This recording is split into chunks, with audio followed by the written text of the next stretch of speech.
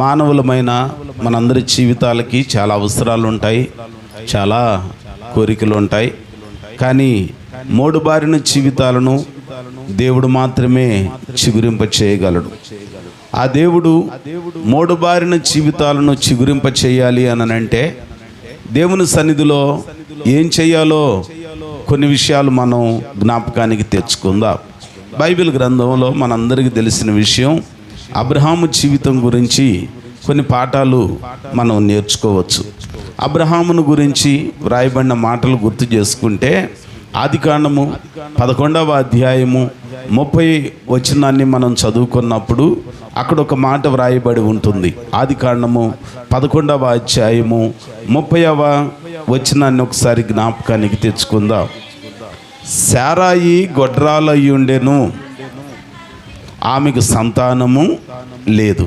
ఆ తర్వాత జ్ఞాపకం చేసుకుంటే 18వ అధ్యాయము 10వ అధ్యాయము 10వ వచనాన్ని జ్ఞాపకం చేసుకుందాం. అందుకు ఆయన, మీదిటికి ఈ కాలమున నీ యొద్దకు నిశ్చయముగా మరలా వచ్చేదను, అప్పుడు నీ భార్య అయిన శారాకు ఒక కుమారుడు కలుగునని చెప్పాను. శారాకు కుమారుడు కలుగునని చెప్పాను. చాలు. దేవుని వాక్యంలో జ్ఞాపకం చేసుకుంటే ఈ కుటుంబ ఆశీర్వాద కూడికలలో నీ కుటుంబం ఆశీర్వదించబడాలి, మన కుటుంబాలు ఆశీర్వదించబడాలి, దీవించబడాలి. మన కుటుంబాలు ఆశీర్వదించబడటానికి దేవుని సన్నిధిలోనికి ఎలాగునొచ్చి అలాగున వెళ్ళటమే కాదట, కానీ ఏం చెయ్యాలో కొన్ని విషయాలు జ్ఞాపకం చేస్తున్నాడు. అబ్రాము జీవితాన్ని జ్ఞాపకం చేసుకుంటే అబ్రాము యొక్క బ్రతుకులో ఆయన 11వ అధ్యాయము చివరి పారాగ్రాఫ్లో ఆయన భయంకరమైన శోధనలో పుట్టెడు దుఃఖంలో ఉన్న అనుభవాలు మనకు తారసపడతాయి. వాటిల్లో మొదటిది ఏంటనంటే, అబ్రాము తోడబుట్టిన 2 తమ్ముళ్ళలో కడగోటివాడు తండ్రి కన్నా 2 అన్నల కన్నా ముందుగా చనిపోవటం బాధాకరం. అంతేకాకుండా ఆ అబ్రహాము కన్నా మిగిలిన 2 అన్నల కన్నా తండ్రి కన్నా చనిపోవటమే కాకుండా వెళ్ళిపోతూ అతడు లోతునుకు జన్మనిచ్చి లోతును తండ్రి లేనివానిగా చేసిన పరిస్థితి జ్ఞాపకానికి వచ్చింది. రెండవది, ఆ కుటుంబంలో బాధాకరమైంది, శారాయి గొడ్రాలయ్యుండెను, ఆమెకు సంతానము లేదు. మూడవది, కుటుంబానికి పెద్ద దిక్కుగా ఉన్న అబ్రాము యొక్క తండ్రి తెరహు మృతి పొందెను అని అంటాడు చివరిలో. భయంకరమైన శోధనలు 3. ఒకటి, తన అందరికన్నా ఇంటిలో చిన్న తమ్ముడు చనిపోవటం. రెండవది, ఆ కుటుంబాన్ని మనం జ్ఞాపకం చేసుకున్నప్పుడు కుటుంబంలో అబ్రాము భార్య గొడ్రాలయ్యి ఉండటం. మూడవది, ఇంటికి పెద్ద దిక్కుగా ఆధారంగా ఉంటాడనుకున్న ఆయన మృతి పొందటం.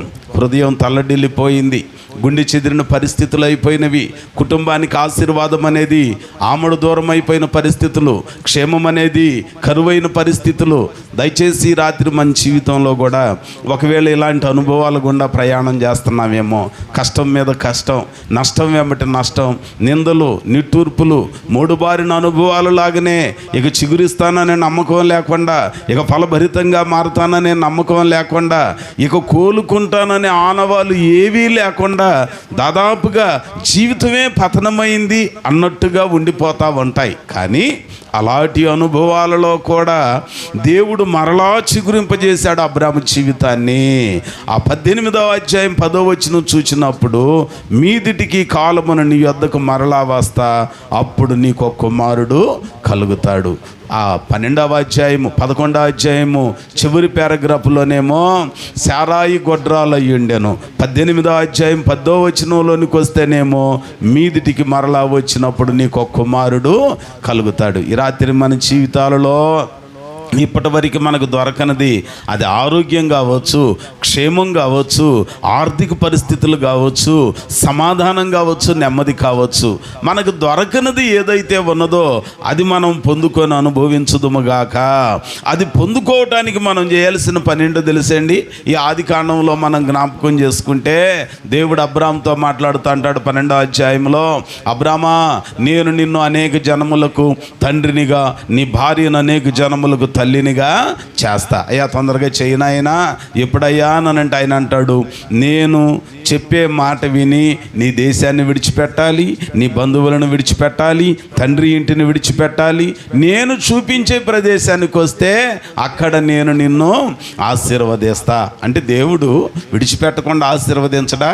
దాని అర్థం అది కాదు. కానీ దేవుని మాటకి విధేయుడు అవుతాడా లేదా అనేది ముఖ్యం. ఈ రాత్రి దేవుడు నీ జీవితానికి, నా జీవితానికి, మన కుటుంబాలకి క్షేమం కలగాలి, ఆశీర్వాదం పొందుకోవాలనంటే మనం కూడా దేవుని మాటకు విధేయులము కావాలి, దేవుని మాటకు లోబడాలి, ప్రభు మాటకు విధేయులం కావాలి. అబ్రాహాము జీవితం అంతగా ఆశీర్వదించబడటానికి, అబ్రహాము జీవితం అంత ఫలభరితంగా మారటానికి, అబ్రహాము యొక్క బ్రతుకు కన్నీటి అనుభవాలలో నుండి అలాగున ఆనంద బాష్పాలతో కూడిన భాగ్యాన్ని పొందుకోవటానికి గల కారణం ఏంటన్నానంటే తాను యెహోవా సెలవిచ్చిన మాట విని దాని చొప్పున చేశాడు. విడిచిపెట్టమని అన్నీ విడిచిపెట్టాడు, ఆయన చెప్పినట్లుగా ప్రయాణం చేశాడు. ఈ రాత్రి దేవుడు మన కుటుంబాలను కూడా ఆశీర్వదించాలి అనంటే దేవుని వాక్యం అలాగును విని విడిచిపెట్టడం కాదట, కానీ ఆ మాట ప్రకారం జీవించేవారిగా, దేవుని మాటకు విధేయులమయ్యేవారిగా మనము ఉండాలండి. అందుకనే ద్వితీయోపదేశకాండం 28వ అధ్యాయం ఆయన మాట్లాడుతూ అంటాడు, ఈ నా మాటలు విని వాటి చొప్పున గనుక నువ్వు నడిస్తే, ఈ ఆజ్ఞలను కట్టడలను అనుసరించి నువ్వు జీవించటం మొదలు పెడితే నువ్వు ఇంటిలో నుండి బయటికి వెళ్ళేటప్పుడు ఆశీర్వదించబడతావు, బయట నుండి ఇంటిలోనికి వచ్చేటప్పుడు ఆశీర్వదించబడతావు, నీ పొలంలో దీవించబడతావు, ఊరిలో దీవించబడతావు, ఊరు బయట దీవించబడతావు, నువ్వెక్కడున్నా దీవెనలు నీ వెంటబడి వస్తాయని అంటాడు. కారణం ఏంటో తెలుసా? దేవుని మాటకు విధేయత చూపటం. ఈ రాత్రి మన జీవితాలు ఎట్లాగునుంటున్నాయి, మన బ్రతుకులు ఎట్లాగునుంటున్నాయి? ప్రభు మాటకు మనం విధేయత చూపగలుగుతున్నామా? ప్రభు మాట్లాడుతూ అంటాడు, ప్రయాసపడి భారం మోయిచున్న జనులారా నా యొద్దకి రండి, నేను మీకు విశ్రాంతిని కలుగు చేస్తా. వచ్చిన తర్వాత ఏం చేయాలి? ఇలాగును వచ్చి అలాగును వెళ్ళటం కాదట. మార్కు సువార్త 1వ అధ్యాయం 15వ వచనంలో అంటాడు, కాలము సంపూర్ణమై ఉన్నది, దేవుని రాజ్యము సమీపించి ఉన్నది గనుక మారు మనసు పొంది సువార్తని నమ్మాలి. నమ్మిన తర్వాత ఏం చేయాలి? నమ్మి బాప్తిస్మం పొందినవాడు రక్షింపబడును. నమ్మి బాప్తిస్మం పొందిన తర్వాత సంఘానికి, సహవాసానికి, పరిశుద్ధులకి ఎడం కాకూడదట. ఆయన జ్ఞాపకం చేస్తూ అంటాడు, ఆది అపోస్తలులో పేతురు భక్తుడు ఒక బోధ చేస్తే పెంతెకొస్తు దినాన ఆ దినమున 3000 మంది బాప్తిసాన్ని పొందారు. ఇప్పుడు ఈ 3000 మంది అంతకుముందు ఉన్న పాత వాళ్ళు వీరందరూ కలిసి అపోస్తలుల బోధ యందును, పరిశుద్ధుల సహవాసమందును, రొట్టె విరుచుటి యందును, ప్రార్థన చేయుటి యందును అప్పుడప్పుడు కాదంట, వీలైతే కాదట, వెసులుబాటు ఉంటే కాదట, వారు మానక అనుదినము తప్పక దేవాలయములో కూడుకొని ప్రార్థన చేస్తున్నారట. అంచేత ఈ రాత్రి దేవుడు మనల్ని దీవించాలనంటే ఆయన మాటకు విధేయులం కావాలి. రెండవది, ఆయన ఎక్కడ గుడారం వేసుకుంటే అక్కడ బలిపీఠం కట్టుకునే అలవాటు ఉన్నది. మన ఇండ్లల్లో, మన గుడారాలలో, అవి అద్దె ఇళ్ళు కావచ్చు, సొంత ఇళ్ళు కావచ్చు, చిన్నవి కావచ్చు, పెద్దవి కావచ్చు, విలువైనవి కావచ్చు, మన స్తోమతకు తగినవి కావచ్చు, కానీ మన ఇండ్లల్లో గనక ప్రార్థనా బలిపీఠం ఉంటే దేవుడు నీ కుటుంబాన్ని ఆశీర్వదిస్తాడు, ప్రభు నీ ఇంటిని ఆశీర్వదిస్తాడు. అబ్రహామా, మీ కుటుంబం ఆశీర్వదించబడటానికి 11వ అధ్యాయం చివరిలో నీ భార్య గొడ్రాలై సంతానం లేనిదని ఉన్నది. 18వ అధ్యాయం 10వ వచనంలోనికి వస్తే మీదిటికి నీ కుమారుణ్ణి ఇస్తానని దేవుడు జ్ఞాపకం చేశాడయ్యా. కారణం ఏంటన్నానంటే అబ్రహాము దేవుని మాటకి విధేయత చూపించాడు. రెండవది, మాట్లాడిన దేవునితో తిరిగి మాట్లాడటానికి ఎక్కడ గుడారం వేసుకుంటే అక్కడ బలిపీఠం కట్టాడు. తిరిగి దేవునితో మాట్లాడాలి, మనకు మేలు చేసిన దేవునికి ప్రార్థన చేయాలి, రోజంతా మనకు ఆయుష్నిచ్చిన దేవునికి కృతజ్ఞతలు చెప్పాలి, ఆరోగ్యం ఇచ్చిన దేవునిని స్తుతించాలి, అన్నపానాలు ఇచ్చిన దేవునిని స్తుతించాలి, మనకు ఆనందాన్ని కలుగు చేసిన దేవునిని స్తుతించి ఆరాధించే ఆ బలిపీఠపు అనుభవాలు ఉంటే దేవుడు మన కుటుంబాలను కూడా ఆశీర్వదిస్తాడండి. ఇంకొక మాట ఏంటి తెలుసా? అబ్రాహాము ఆశీర్వదించబడటానికి ఉన్న ఇంకొక మంచి లక్షణం ఏంటనంటే ఆదికాండం 18వ అధ్యాయంలో ఆదికాండము 18వ అధ్యాయంలో మనం జ్ఞాపకం చేసుకుంటే అందులో మొదటి నుంచి 4 వచనాలు మీరు చూసుకుంటే, ఎండవేళ మమ్రే దగ్గరనున్న సింధూర వనములో అబ్రహాము గుడారపు ద్వారమునొద్ద కూర్చొని ఉన్నప్పుడు యెహోవా అతనికి కనపడెను. ఎవరు కనపడ్డారంటండి? ఎవరు కనపడ్డారు? దేవుడు కనపడ్డాడు. యెహోవా అతనికి కనపడ్డాడు. కానీ ఆయన యెహోవా అని ఆయనకు తెలీదు. 3 మనుషుల రూపంలో ఆ మార్గం గుండా ఆయన ఎదుటికి వచ్చి నడుస్తూ ఉంటే ఈయన ఏం చేస్తాడో తెలుసండి? గుడారపు వాకిటి నుండి వారిని ఎదుర్కొనుటకు పరిగెత్తి నేల మట్టుకు వంగి, ప్రభువా నీ కటాక్షం నా మీద ఉన్న ఎడల ఇప్పుడు నీ దాసుని దాటిపోవద్దు, కొంచెం నీళ్లు తెప్పిస్తా, దయచేసి కాళ్ళు కడుక్కొని ఈ చెట్టు క్రింద అలసట తీర్చుకొని కొంచెం ఆహారం తెప్పిస్తా, మీ ప్రాణాలను బలపరుచుకొనుడి, తరువాత మీరు వెళ్ళవచ్చును అని అన్నాడంట. కానీ వాళ్ళు అంటారంట, లేదు లేదయ్యా ప్రక్కనే మేము వెళ్ళిపోతామని అంటే ఈయన మాత్రం వారిని మిక్కిలి బలవంతము చేశాడు. అంటే ఆతిథ్యం ఇచ్చే గుణం ఉన్నది. ఏ గుణం అంటండి? ఆతిథ్యం. మన కుటుంబాలు ఆశీర్వదించబడాలని అంటే ఆతిథ్య పరిచర్య ఖచ్చితంగా ఉండాలి. రాహాబనాం వేసే, కానీ తాను తన ఇంటి వారు రక్షింపబడటానికి, ఎరుకో నాశనం కాకుండా తప్పించుకోవటానికి గల కారణం ఏంటో తెలుసా? వేగుల వారిని చేర్చుకున్నది, వారు చెప్పిన మాటలు విన్నది, అంతేకాకుండా వారిని దాచిపెట్టి వారికి కావలసిన భోజనం పెట్టి ఆతిథ్యం అనేది చేసింది. అందుకనే హెబ్రీ గ్రంథకర్త 13వ అధ్యాయములు అంటాడు, ఆతిథ్యము చేయ మరొకడి. మన పితరులు ఎరుగకనే దేవదూతలకు ఆతిథ్యం ఇచ్చి ఆపదల నుంచి తప్పించబడ్డారు, ఆశీర్వాదాలను స్వతంత్రము చేసుకున్నారు. అంచేత ఈ రాత్రి మాటలు ఆలకిస్తున్న మన జీవితంలో యెహోవా ఆశీర్వాదం మన కుటుంబాలకు రావాలనంటే మొదటిది ఆయన మాటకు విధేయులం కావాలి. ఆయన విడిచిపెట్టమన్న పాపిష్టి జీవితాన్ని విడిచిపెట్టాలి. రెండవది ఆయన సన్నిధిలో గుడారములలో బలిపీఠం, మనకు మేలు చేసిన దేవునితో తిరిగి మాట్లాడే ప్రార్థన బలిపీఠ అనుభవం ఖచ్చితంగా ఉండాలి. మూడవది ఆతిథ్యం ఇచ్చే గుణం ఉండాలంట. ఏ గుణం అంటండి? అది ఆతిథ్య పరిచర్య ఉండాలి. యేసయ్య చెప్తాడు, ఎవరైనాను నా పేరిట మీ గుమ్మములోనికి వచ్చినప్పుడు గ్లాసుడు చన్నీళ్ళు ఇస్తే నా సేవకునికి చేస్తే అది పరమందున్న నాకు చేసినట్లే అని అంటాడు. కాబట్టి మనం కూడా ఆతిథ్య గుణం కలిగిన వారిగా ఉండాలి. ఆతిథ్యము చేయటం మరవకూడదంట. ఆతిథ్యం చేయటం అనేది గొప్ప దీవెనకరమేండి. అలాగున ఏలియాకు ఆతిథ్యం ఇవ్వటానికి సారేపతులో ఉన్న విధవరాలు నిశ్చయించుకున్నది. కానీ దేవుడు చేసిన గొప్ప మేలేంటో తెలుసండి? మరలా 3.5 సంవత్సరాల తర్వాత భూమి మీద వాన కురిసి పంట బండి క్రొత్త ధాన్యం ఇంటిలోనికి వచ్చి తొట్టిలోనికి పిండి వచ్చేవరికి ఆ తొట్టిలో ఉన్న పిండి అయిపోలా, బుడ్డిలో ఉన్న నూనె అయిపోలా. ఎంత గొప్ప కార్యం ఏంటి! కారణం ఏంటన్నానంటే ఆతిథ్యం ఇచ్చే గుణం. ఈ రాత్రి మన జీవితాలలో దేవుడు మన కుటుంబాన్ని ఆశీర్వదించటానికి, మన కుటుంబాన్ని దీవించటానికి, మన కుటుంబం కూడా అదిగో అంతకంత వర్ధిల్లి మేలు పొందుకొని అభివృద్ధి చెందటానికి ఆతిథ్యం ఇచ్చే గుణం కలిగిన వారిగా ఉండాలి. మనం పేదవాళ్ళమే, కానీ మనకున్న దానిలో దేవుని మాట ప్రకారం ఆతిథ్య పరిచర్య చేయటం గనక మొదలు పెడితే దేవుడు మనకు సమృద్ధిని ఇస్తాడు. అంతేకాకుండా ఆ ఆతిథ్యం చేయటంలో కూడా ఎంత మంచి అవగాహన అంటే అతడంట 6వ వచనం 18వ అధ్యాయంలో చూస్తే, అబ్రాహాము గుడారములోనున్న శారా యొద్దకు త్వరగా వెళ్ళి నీవు త్వరపడి 3 మానికల మెత్తని పిండి తెచ్చి పిసికి రొట్టెలు చేయుమని చెప్పాను. మరియు అబ్రాహాము పశువుల మందకు పరిగెత్తి ఒక మంచి లేత దూడను తెచ్చి ఒక పనివానికి అప్పగించెను. వాడు దాన్ని త్వరగా సిద్ధపరిచెను. తరువాత అతడు వెన్నను పాలను తాను సిద్ధము చేయించిన దూడను తెచ్చి వారు ఎదుట పెట్టి వారు భోజనము చేయుచుండగా వారి యొద్ద ఆ చెట్టు క్రింద నిలుచుండెను. ఆ చెట్టు క్రింద నిలుచుండెను.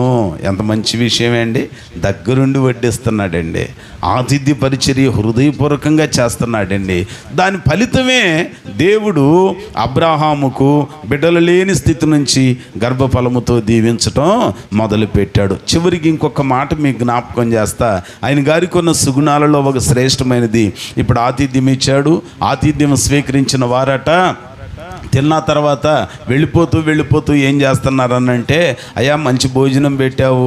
వాళ్ళు దేవుడని ఆయనకు తెలియదు, మానవులుగా కనపడుతున్నారు. ఈయన అంటున్నాడంట, వెళ్ళిపోతా, ముగ్గురు మనుషులు తిని మంచి భోజనం పెట్టావు, ఆయుష్మాన్ బావా అష్టైశ్వర్యములు ప్రాప్తించునుగా కానొచ్చు. కానీ విచిత్రమైన మాట ఏమన్నారు తెలుసా? మీదిటికి మేము మరలా ఈ కాలమున నీ వద్దకు వస్తాం. వచ్చినప్పుడు నీ భార్య అయిన శారాకు ఒక కుమారుడు కలుగునని చెప్పాడు. ఎంత గొప్ప దీవెన పదమేండి, ఆశీర్వాదం వచ్చినవేండి. మొత్తానికి వాళ్ళకి లేనిది ఏదో అది కలుగుతుందని దేవుడు సెలవిచ్చాడు. ఈ మాటలు చెప్పి ఇక వెళ్ళిపోతా ఉంటే వాళ్ళను ఊరు బయట దాకా సాగనంపటానికి వెళ్ళిన అబ్రహామును గురించి దేవుడు మాట్లాడుకుంటూ అనుకుంటున్నాడు. అంటే ఇదిగో మనం చేయబోవు కార్యమును అబ్రహామునకు దాచెదమా. ఎంత మంచి మాట అండి. 17వ వచనం చూడండి. ఆదికాండం 18వ అధ్యాయము 16-17. అప్పుడు ఆ మనుషులు అక్కడ నుండి లేచి సొదొమ తట్టు చూచిరి. అబ్రహాము వారిని సాగనంపుటకు వారితో కూడా వెళ్ళెను. అప్పుడు యెహోవా, నేను చేయబోవు కార్యము అబ్రహామునకు దాచెదనా అని ఏమని అన్నాడు తెలుసా? అబ్రామా, నీవు అనుకున్నట్టుగా మేము మానవులము కాదు. అయ్యా మరి ఎందుకు వచ్చారు, ఏంటి కథ అన్నానంటే, సొదొమ గొమొర్రాల యొక్క పాపం అందాక మా దాకా చేరింది కాబట్టి దాని విషయమై ఈ రాత్రి దాన్ని నాశనం చేయడానికి, తీర్పు తీర్చడానికి వచ్చామనని ఆ మాట చెప్పిన మనుషులట సొదొమ వైపుగా వెళ్ళిరి. 22వ వచనంలో జ్ఞాపకం చేసుకుంటే, అబ్రహాము ఇంకను యెహోవా సన్నిధిని నిలుచుండెను. ఇంకను యెహోవా సన్నిధిని ఏం చేస్తున్నాడు? నిలుచుని ఆయన విజ్ఞాపన చేస్తున్నాడు. ఎవరి కోసం విజ్ఞాపన చేస్తున్నాడు? అయ్యా, సొదొమ గొమొర్రాలు నాశనం చేస్తానన్నావు కదా, మరి ఆ పట్టణాలలో, ఆ జంట నగరాలలో, సొదొమలో నా కుమారుడు ఉన్నాడయ్యా.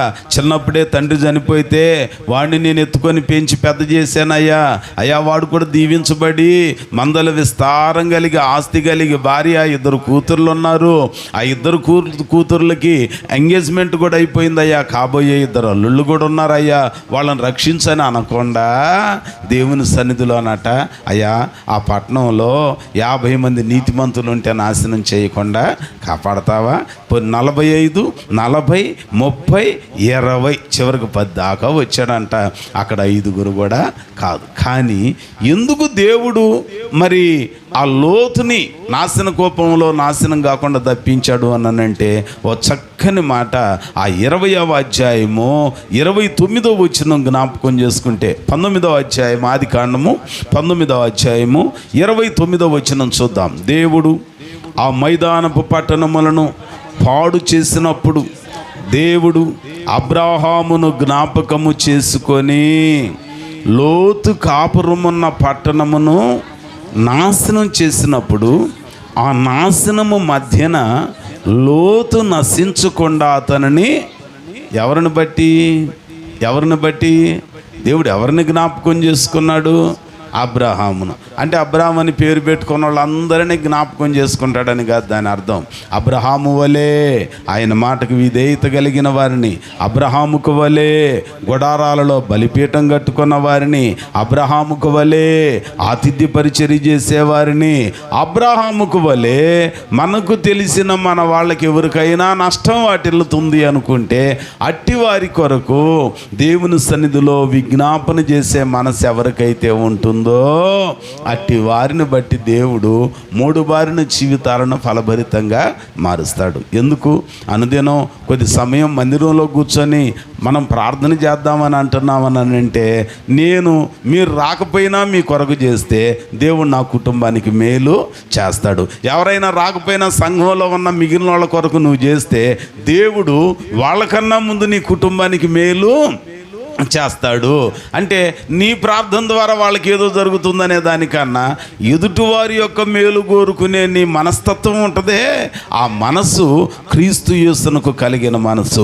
క్రీస్తు యేసును కలిగిన మనసు ఎవరైతే కలిగి ఉంటారో అదిగో వారిని దేవుడు అంతకంతకు ఆశీర్వదించి వర్ధిల్ల చేస్తాడు. అంచేత ఈ రాత్రి కూర్చున్న మనందరి జీవితాలలో, మనందరి బ్రతుకుల్లో దేవాతి దేవుడు మనకి మేలు చేసి అభివృద్ధి చేయటానికి మనం కూడా ఆయన సన్నిధిలో ఎదుటివారి క్షేమం కొరకు విజ్ఞాపన చేసే విజ్ఞాపనకర్తలుగా ఉండాలి, విజ్ఞాపన చేయాలి. అబ్రహాము లోతు కొరకు బేరం ఆడుతున్నాడండి.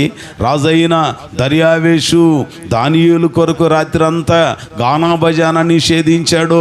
నర్తనశాలలో నాట్యం లేదు, ద్రాక్షరసం తీసుకోవాలా, భోజనం చేయలా, కనులకు నిద్ర రానియలా, రాత్రి అంతా మేలుకొని దేవుని సన్నిధిలో తన స్నేహితుడైన దానియేలు కొరకు మనవి చేసుకున్నాడు. తెల్లారితే ప్రాణాలు తీస్తా అన్నాడు కదా, ప్రాణాలు పోతాయి అనుకొని షడ్రకు మేషకు అబెద్నెగో దానియేలులు ఆ బబులోను సామ్రాజ్యంలో నెబుకద్నెజరు కని మరిచిపోయిన కల కొరకు దేవుని సన్నిధిలో అలాగున రాత్రి అంతా కనిపెట్టి ప్రార్థన చేశారు. ఈ రాత్రి మనకు కూడా అలాంటి మంచి మనసు ఉంటే దేవుడు నీ కుటుంబానికి క్షేమాన్ని ఇస్తాడు. ఎదుటోడు పచ్చగా ఉండి ఎప్పుడు పతనం అవుతాడా, వీడు ఎప్పుడు నాశనం అవుతాడు అనుకుంటే వాడు నాశనం కాడు, దేవుడు ఆయన్ని దీవిస్తాడు. కానీ అనుకున్న నీ జీవితం అంతకంతకు అణగారి పోతానే ఉంటుంది. కాబట్టి ఈ రాత్రి దేవుడు మనకు మేలు చేయాలనంటే, ప్రభువు మనల్ని ఆశీర్వదించాలనంటే, మూడు బారిన మన జీవితాలను ఆయన ఫలింప చేయాలి అనంటే ఆయన ఎదుటికి ఆయన సన్నిధిలోనికి వచ్చి ఎదుటి వారి క్షేమం కొరకు విజ్ఞాపన చేసే అలవాటు చేసుకుందాం. ఆ రీతిగా మనం ఆయన సన్నిధిలో గడిపి అమితమైన ఆశీర్వాదం పొందుకోవటానికి ప్రభు వాక్యం మనకు సహాయం చేయనుగాక. దేవుడి మాటలు మన వినికిడిలో ఫలింప చేయనుగాక. ప్రార్థన చేసుకుందాం, అందరం ప్రార్థనలో ఏకీభవించుదాం. ఈ రాత్రి విన్న దేవుని వాక్యమును బట్టి ప్రభు సన్నిధిలో ఓ చిన్న ప్రార్థన చేసుకుందాం. ప్రభు పాదాల దగ్గరికి చేరాం.